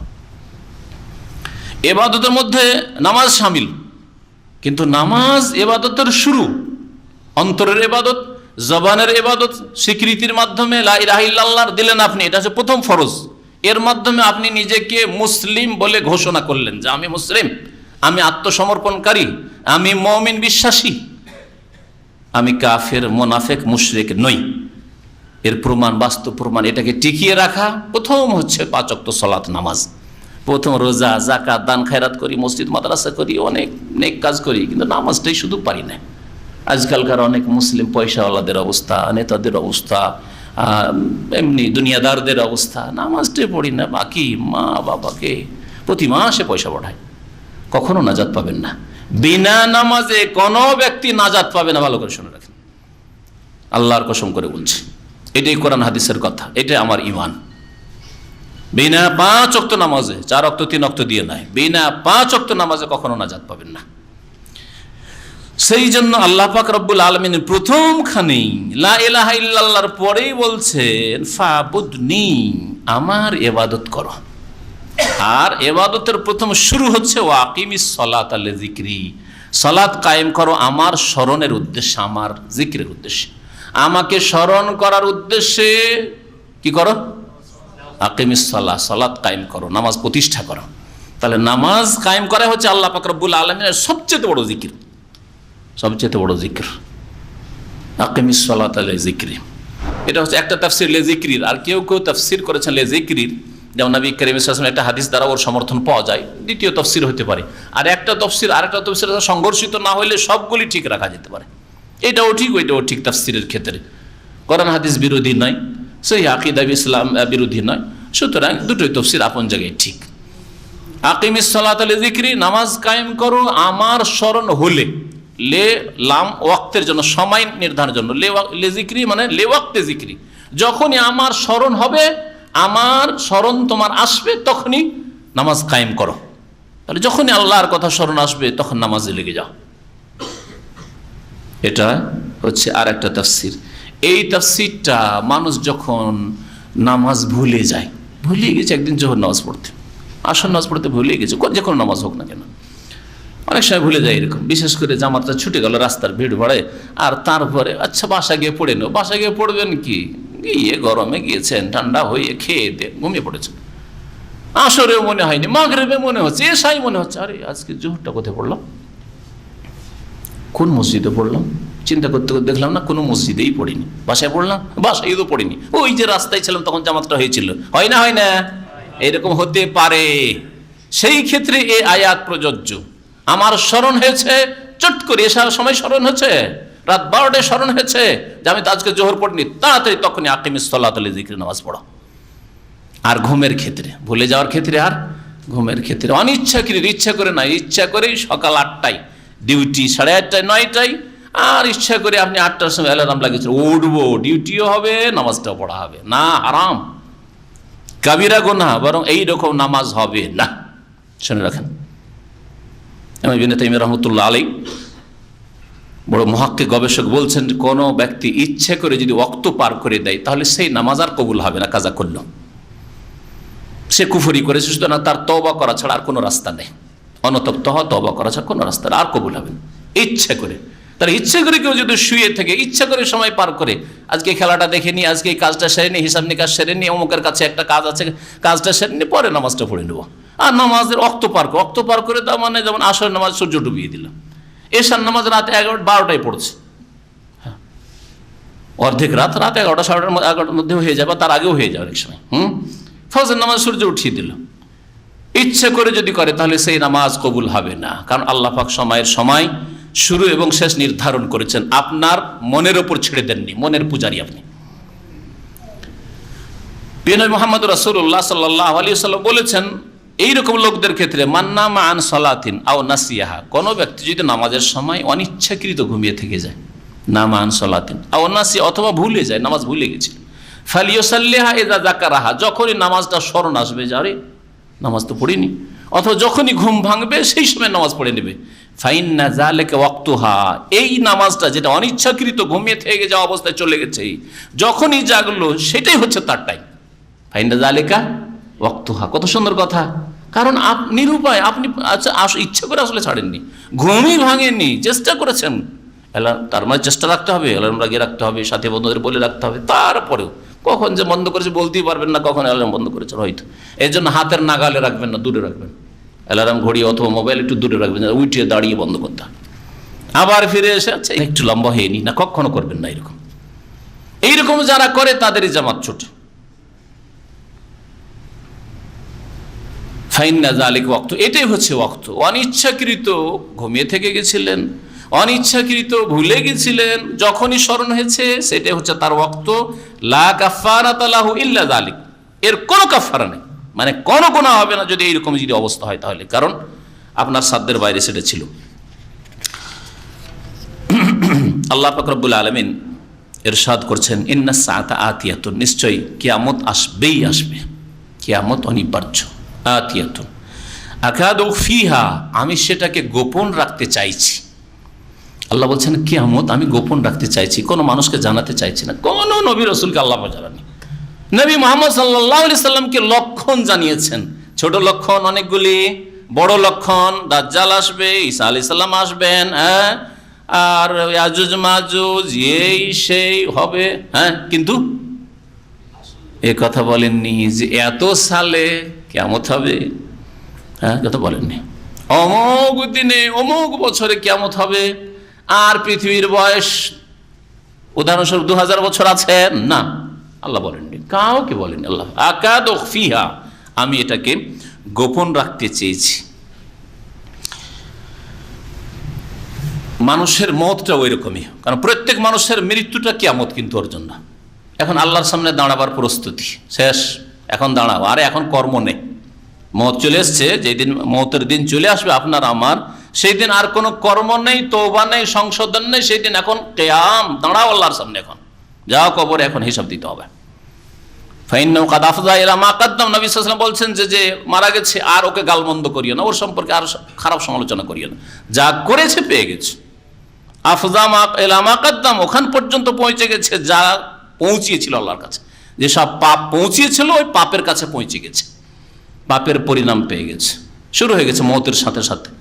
মৃতদেহ পড়ে আছে, শুরু হয়ে গেছে। আপনি ভাবিয়েন না যে কবরে যতক্ষণ না দেবো ততক্ষণ খুব আরামে আছে, না, তাড়াতাড়ি ফেলে আসেন, না হলে ওর উপর আযাব চলছে। অসৎ লোক, আর সৎ লোক কষ্ট করে দেবে, সৎ লোককে তাড়াতাড়ি পৌঁছান যে আল্লাহর নিয়ামত পাক। এই দুনিয়ায় মাটির ওপরে কেন থাকবে, যেখানে পৌঁছাতে বলা হয়েছে তাড়াতাড়ি করে পৌঁছে দেন। এই জন্য ইন্তেকালের পরে তাড়াতাড়ি দাফন করাই সুন্নাত। আর এক দেশ থেকে আরেক দেশে শুধু লাশটা দেখবো সেই জন্য নিয়ে যাওয়া, যেমন অনেকে এখান থেকে নিয়ে যাচ্ছে, এটা শরীয়ত বিরোধী কাজ। কি জন্য আল্লাহ পাক গোপনে রেখেছেন? লিতুজজা কুল্লু নাফসিন বিমা তাসা, যাতে প্রত্যেক ব্যক্তিকে প্রতিদান দেওয়া সম্ভব হয় তাদের কৃতকর্মের, যা করেছিল। সা মানে করেছিল, কোশিশ করা, চেষ্টা করা, মেহনত করা, এই অর্থে সা শাব্দিক অর্থ এটা। আর যে যা কর্ম করেছিল তার ফল দেওয়া সম্ভব হয়। মওত, কিয়ামত, আখিরাত, কিয়ামত, সেই দিন বিচার দিবস। আল্লাহ পাক রব্বুল প্রত্যেক ব্যক্তিকে তার কর্মের বদলা দেবেন। আর আল্লাহ পাক এটাকে গোপন রেখেছেন যে আগে থেকেই সংশোধন করছে কিনা। যদি জানিয়ে দেওয়া হইতো, আমাদের মত যদি কারো জানিয়ে দেওয়া হইতো তাহলে অসুবিধা নেই, এখনো তো 60 বছর আছে, অসুবিধা নেই, সময় তো আছে। আরে তওবা খালেস অন্তর একটা দিন করলেই তো চলে, হ্যাঁ, লাস্টে 2-4 দিন বা 2-4-10 বছর লেগে যাব, একবারে ঘর সংসার ত্যাগ করে মসজিদে পড়ে যাব, কত না? হ্যাঁ, না, লিতুজজা কুল্লু নাফসিন, সারা জীবন যা কিছু করেছে তার বদলা দেওয়া যেন সম্ভব হয়। এই জন্য আকাদু ফিহা, আমি লুকিয়ে রেখেছি, গোপন রেখেছি এই কিয়ামতকে। ফালা ইয়াসুদ্দান্নাকা আনহা মান লা ইউমিনু বিহা, সুতরাং এই কিয়ামতের দিবস থেকে, হ্যাঁ, যেন তোমাকে বাধা না দেয় ওই সব লোকেরা যারা এই কিয়ামতে বিশ্বাস করে না, পরকালে যারা বিশ্বাস করে না, তারা যেন এই পথে চলতে বাধা সৃষ্টি না করতে পারে। বাধা দিচ্ছে কাফের মুশরিক, দিন ইসলামের দাওয়াত দিতে, নামাজ পড়তে, ইবাদত বন্দেগী করে, তাওহীদের প্রচার করতে, সুন্নাতের দাওয়াত দিতে। ফালা ইয়াসুদ্দান, কখনো ইসলামের দাওয়াত দিতে তুমি বাধাপ্রাপ্ত হলেও ছেড়ে দেবে না। এক রাস্তা বন্ধ হবে আর এক রাস্তায়, ঠিক আছে, এই রাস্তা বন্ধ, এই গ্রামে বন্ধ, আর এক জায়গায় শুরু করব, এখানে বন্ধ, এইভাবে বন্ধ, ওইভাবে শুরু করব, ঠিক আছে, বক্তব্য বন্ধ, লেখনী শুরু করব, ঠিক আছে, বই ছাপানো বন্ধ, ক্যাসেট সিডি শুরু করব, ওইটা বন্ধ, আরেকটা শুরু করব, একটা যুগ গেছে আরেক যুগ শুরু করব। হ্যাঁ, কখনো যেন বাধা প্রাপ্ত হলে তোমাকে এই কাজে বাধা যেন না দেয়। ওয়াত্তাবা হাওয়াহু, আর যারা এই কিয়ামতে ঈমান রাখে না আর নিজের কুপ্রবৃত্তির অনুসরণ করে, ফাতারদা, সুতরাং তুমি যদি ওদের অনুসরণ করো, ওদের কথা শোনো, আর কিয়ামতের দিকে আহ্বান না করো, কিয়ামতের ভয় করতে মানুষকে না বলো, ইসলামের দাওয়াত না দাও, তাহলে ফাতারদা, তারা ধ্বংস হয়েছে, তুমিও ধ্বংস হয়ে যাবে। তারদা মানে ধ্বংস হয়ে যাওয়া। মূসা আলাইহিস সালামের সাথে আল্লাহ পাক কথা বলছেন, কথা হইল কিছু, আর তারপরে মূসা আলাইহিস সালামের হাতে একটা লাঠি আছে। আল্লাহ পাক রব্বুল আলামিন কথা বলছেন। হঠাৎ করে যদি আল্লাহ কথা বলেন, মূসা আলাইহিস সালাম একজন মানুষ, ভিতরে একটা কি থাকবে? হ্যাঁ, ভয় থাকবে না, থাকবে না? আচ্ছা, ভয় কাটানোর জন্য কিছু তরিকা আছে না? হ্যাঁ, একটু মানে খোলামেলা কথা বলা। ছোট বাচ্চা বাপ ডেকেছে অথবা কেউ ডেকেছে, দেখেন থরথর করে কাঁপছে, কথা বলে না, ওর সাথে একটু আদর করেন, একটু কথা বলেন। হ্যাঁ, প্রথমখানে ওর অন্তরটাকে খুলতে হবে, খোলার চেষ্টা করতে, তাই না, যাতে করে তার ভয়টা কেটে যায়। এটা তরিকা আমাদেরও আছে, করি না আমরা? এটা ছেলেকে হঠাৎ করে আপনি একটা কিছু দিচ্ছেন, নিচ্ছে না, কিন্তু ওর তরিকা আছে। একটা লোক বাসায় বসে আছে, কথা শুরু, ও কথা বলে, আপনি কথা বলেন না, 2-4-10 ঘন্টা পার হয়ে চলে গেলেন, হয়তো সফর করে, কেউ কারোর সাথে কথা বললেন না। হয় না? আর একটা সৃষ্টি আছে, আটটাকে ভাঙতে হবে, ওই আটটা ভাঙার জন্য দুইজনের একজনকে অবশ্যই এমন কোনো কথা দিয়ে শুরু করতে হবে যেই কথাটা বললে তার জন্য এটা কষ্টকর না হয়, অপ্রীতিকর না হয়। ওকে হঠাৎ করে জিজ্ঞাসা করেন, কি বিবাহ শাদী হয়েছে? চলবে? সালাম আলাইকুম, বিবাহ শাদী হয়েছে, চলবে? এটা তো আমোদ ফুর্তিরই কথা না। তাহলে কি কথা দিয়ে শুরু করলে? সালাম আলাইকুম, কেমন আছেন? ভালো আছে। হঠাৎ করে জিজ্ঞাসা, ভাই আপনি কি করেন? আমাদের সমাজে কিছু মূর্খ লোকেরা আছে, চাকরি করেন। ভাই কত টাকা বেতন আপনার? প্রথমখানে বিসমিল্লাতে কত টাকা বেতন? এত অশিক্ষিত কিছু লোকেরা আছে, মূর্খ। হ্যাঁ, কার কি বেতন? আপনার ইনকাম কত? বিদেশে থাকেন। প্রথমখানে দেখা যাচ্ছে বিদেশে থাকেন, কত টাকা বেতন আপনার? কথা লেভেল, একেবারে মূর্খ সমাজ, কিছু বুঝেন না। এটা তরিকা নেই কথা বলার। সালাম আলাইকুম, কেমন আছেন? ভালো আছেন? ছেলে মেয়ে ভালো আছে? এই রাস্তা খুলছে এখন। কিছুক্ষণ পরে যদি জিজ্ঞেস করেন, তখন একবারে ও ফ্রি হয়ে গেছে, আপনি ফ্রি হয়ে গেছেন। যদি বলেন যে কেমন কি ওখানে আপনার ইনকাম হয়, অপছন্দ করবে কি না? এমন সময় বলছেন যে সময় হয়তো অপছন্দ আর করবে না। যদিও কারো ব্যক্তিগত এইরকম জিনিসগুলো জিজ্ঞাসা করা ভালো নয়, জিজ্ঞেস করতে হয় না কাউকে, এটা অভদ্রদের কাজ। আপনার বেতন কত? আপনার ইনকাম কত? এই ধরনের কথা জিজ্ঞেস করতে হয় না। আল্লাহ পাক রব্বুল আলামিন সুবহানাল্লাহ মানুষকে বাকভঙ্গিমা শেখাচ্ছেন। মুসা আলাইহিস সালামের হাতে লাঠি আছে, আল্লাহ কি দেখেন না? দেখছেন তো, তারপর কেন জিজ্ঞেস করছেন? এটাই ভয়টা দূর হোক। হ্যাঁ, এখন কথা বলতে শুরু করবে। তাহলে ওমা তিলকা বিয়ামিনিকা ইয়া মুসা, মুসা তোমার ডান হাতে কি ওটা? আল্লাহ বলছেন, জি হ্যাঁ, ছোট বাচ্চার সাথে কথা বললে এরকম, এটা কি তোমার? দেখতে পাচ্ছেন তো আপনি, এটা কি খেলনা? ওমা তিলকা বিয়ামিনিকা ইয়া মুসা, হে মুসা তোমার ডান হাতে এটা কি? কালা, তখন মুসা আলাইহিস সালাম বলছেন, এই সুযোগ কথা বলার সুযোগ হয়েছে। উত্তরতে এতটাই যথেষ্ট ছিল, হে আসা, এটা আমার লাঠি। হয়েছে না হয়নি? উত্তর ফুল উত্তর হয়ে গেছে। কিন্তু না, আল্লাহ পাক রব্বুল আলামিনের সাথে অন্তরে যে এত মহব্বত আর এত কথা বলার কামনা, যে সুযোগ পেয়েছি, কি জানি হয়তো এটাই কথা বন্ধ হয়ে যায় না, কথা বলতে সুযোগ যখন পেয়েছি, যা বলার বলিনি দিল খুলে, তাই না? এই বলতে শুরু করলেন। মহব্বতের পরিচয়। অনেক সময় মহব্বত করলে ভালোবাসি, কিন্তু কথা বলতে ভয় লাগে। ছেলে বাপকে ভালোবাসে, কিন্তু কথা বলতে ভয় লাগে। আব্বা নিজেই যখন কথা বলা শুরু করেছে, এই সুযোগ পেয়েছি, এই সুযোগে একটা কথা জিজ্ঞেস করেছিল, আর একটা কথা বলার পরে আব্বা বাজার লাগবে, কিছু কেনা লাগবে, হ্যাঁ, শুরু করে দিলে আরো 2-4টা কথা, এই লাগবে সেই লাগবে, আমার কাপড় লাগবে, ঠিক না? সুবহানাল্লাহ। আল্লাহ পাক রব্বুল আলামিনের জবাবে মুসা আলাইহিস সালাম বলছেন যে এটা আমার লাঠি, আতাওয়াক্কাউ আলাইহা, এর উপর আমি ভর দিই। ইবাদত বন্দেগী দীর্ঘক্ষণ দাঁড়িয়ে যখন কিয়াম করি, ভর দিই, লাঠিতে ভর দিয়ে ইবাদত বন্দেগী করি। আরও ভর দেওয়ার প্রয়োজন হলে ভর দিই। আরও কি করি? আহুস্য বিহা আলা গানামি, আর আমার মেষ বা আমার ছাগল যে রয়েছে, ছাগলের পাল, এসবের ওপর আমি গাছের পাতা পেড়ে দিই। এসব দিয়ে গাছের পাতা পেড়ে দিই। আপনার গাছের পাতা পাড়া বলেন না ঝাড়া বলেন? হ্যাঁ, পাড়া। হ্যাঁ, জি হ্যাঁ, মারলেন গাছের পাতায় আর পাতা ঝরে পড়ল, পাতা ঝরিয়ে দিই। ওয়ালিয়া ফিহা মাআরিব উখরা, শুধু তাই নয়, এতে আমার এছাড়াও বহু কাজ রয়েছে, এতে আমার বহু কাজ রয়েছে। কি কাজ রয়েছে মুসা আলাইহিস সালাম বলেননি, আল্লাহ উল্লেখ করেনি, সুতরাং আমাদের নীরব থাকা উচিত। কিন্তু বিদআতপন্থীরা এখন এক একটা করে তিলকে তাল করেছে। তাহলে এটা দিয়ে, এই লাঠি দিয়ে এই হইতো, এই হতো, এই হতো, এই হতো, এই হতো, সব মিথ্যা কথা, এগুলো কোথাও না, কোনো হাদিসে নেই। আল্লাহ পাক বললেন যে দেখো, আর একটা কাজ করি, তোমার মুজিজা বানিয়ে দিচ্ছি, তোমার হাতের এই লাঠিকে আমি আজকে অলৌকিক জিনিস বানিয়ে দিচ্ছি। তাহলে আলকাহা ইয়া মুসা, মুসা এই লাঠিকে তুমি নিক্ষেপ করো। ফাআলকাহা, তখন লাঠিকে নিক্ষেপ করলো। ফাইযা হিয়া হাইয়াতুন তাসআ, তখন হঠাৎ করে সেই লাঠিটি একটি সাপ হয়ে ছুটাছুটি করতে শুরু করলো। হাইয়াতুন মানে সাপ, আর তাসআ সায়াসা মানে ছোটাছুটি করা শুরু করলো, দৌড় দিতে শুরু করলো, সাপ যেমন করে, একেবারে সাপ হয়ে গেছে। মুসা আলাইহিস সালাম তো ভয় পেয়েছেন, আল্লাহ এখানে সংক্ষেপ করে দিয়েছেন। মুসা আলাইহিস সালাম পালাইতে শুরু করেছে, এমন পালাইছেন যে একটু ঘুরেও দেখেন না, কিন্তু এখানে উল্লেখ করা হয়নি, অন্য আয়াতে এসব উল্লেখ করা হয়েছে। আল্লাহ পাক বলছেন কালা খুজহা, এখন ধরে ফেলো। সাপের গায়ে হাত দিতে আল্লাহ বলছেন ধরে ফেলো, খুজহা। যখন ধরবেন তখন তো সাপ বলি ধরতেন, তাই না?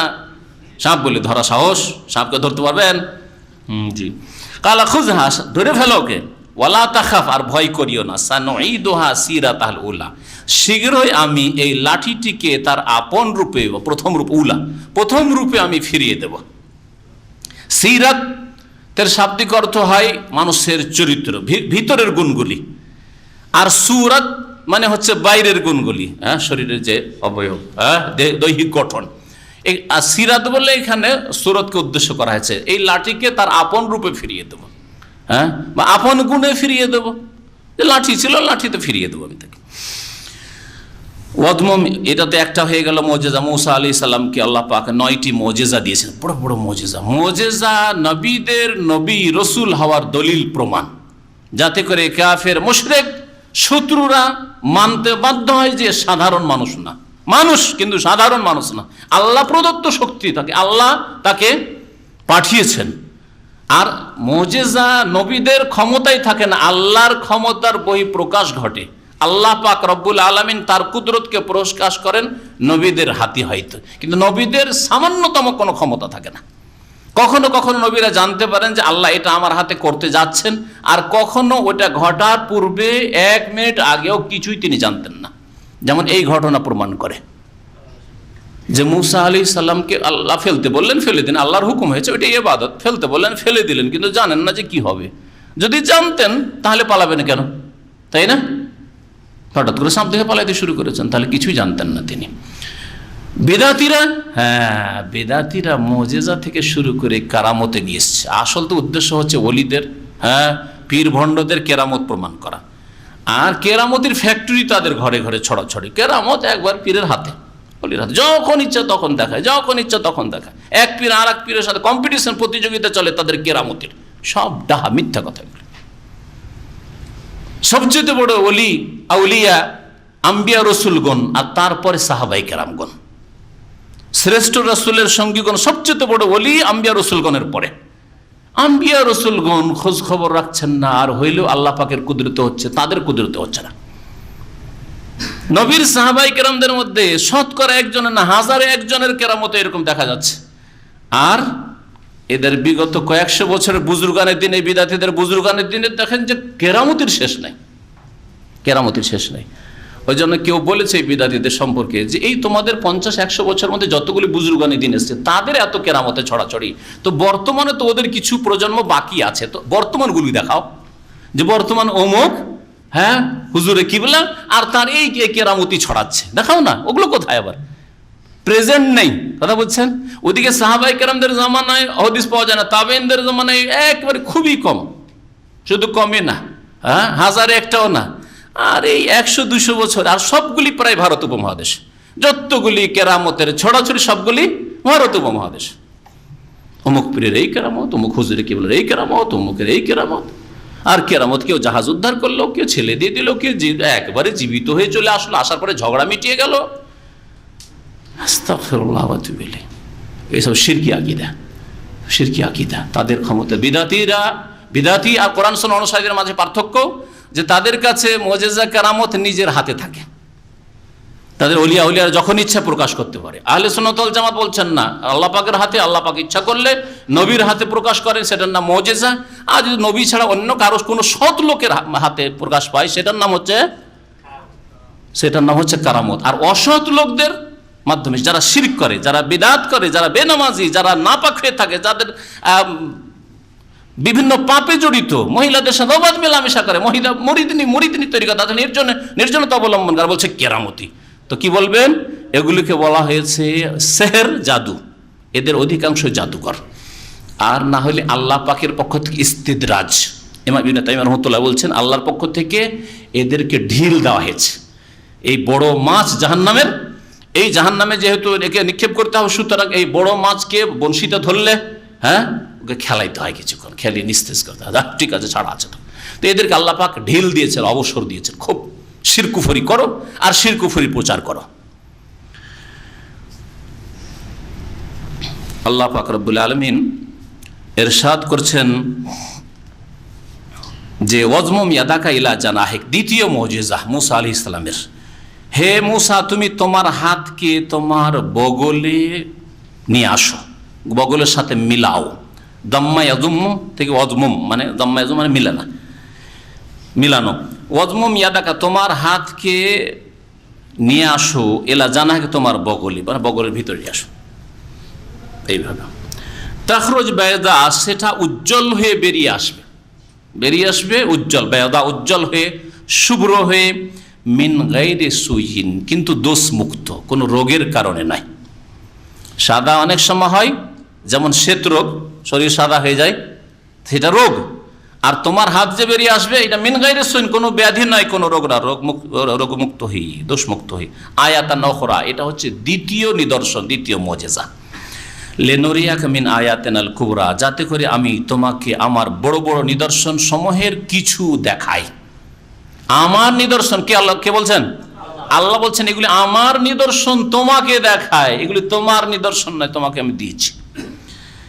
ইযহাব ইলা ফিরআউনা ইন্নাহু তাগা, যাও ফিরআউনের কাছে, সে সীমা লঙ্ঘন করেছে। যখন ফিরআউনের কাছে যেতে বলে, সুবহানাল্লাহ, হুকুম হচ্ছে, এখন রাস্তাতে আছেন, মিশর পৌঁছেননি, মায়ের সাথে দেখাই হয়নি, পরিবার কোথায় রাখবো না রাখবো খবর নেই, এখন হুকুম যাও ফিরআউনের কাছে যাও।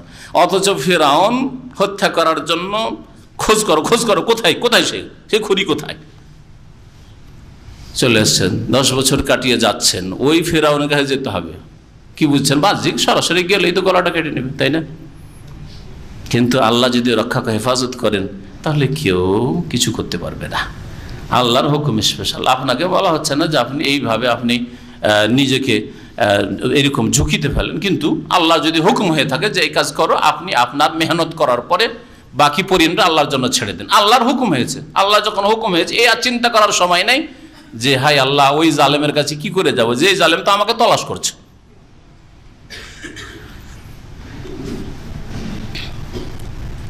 মুসা আলাইহিস সালাম ছোটকালে, তাফসীরকাররা বলছেন যে ছোটকালে যখন একেবারে ফেরাউনের বাড়িতে শিশু ছিলেন, বুঝতেন না যে কি কোনটা ভালো কোনটা মন্দ, তাকে পরীক্ষা করেন। একবার দাড়ি ধরেছিলেন, এটাও তাফসীরকাররা বলছে, দাড়ি ধরে নিয়েছেন কার? ফেরাউনের। তখন ফেরাউনকে সন্দেহ হয়ে গেছিল, আরে আমার দাড়ি ধরলো। কে বলছে দাড়ি ধরে গলায় মেরে, কি বলছে গালে মেরেছে, সেটাও হইতে পারে, তাফসীরকারদের কথা এরকম হইতে পারে।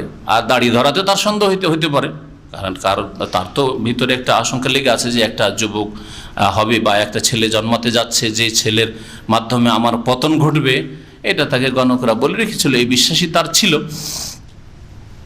তো সে শঙ্কিত, তখন তাকে পরীক্ষা করলো।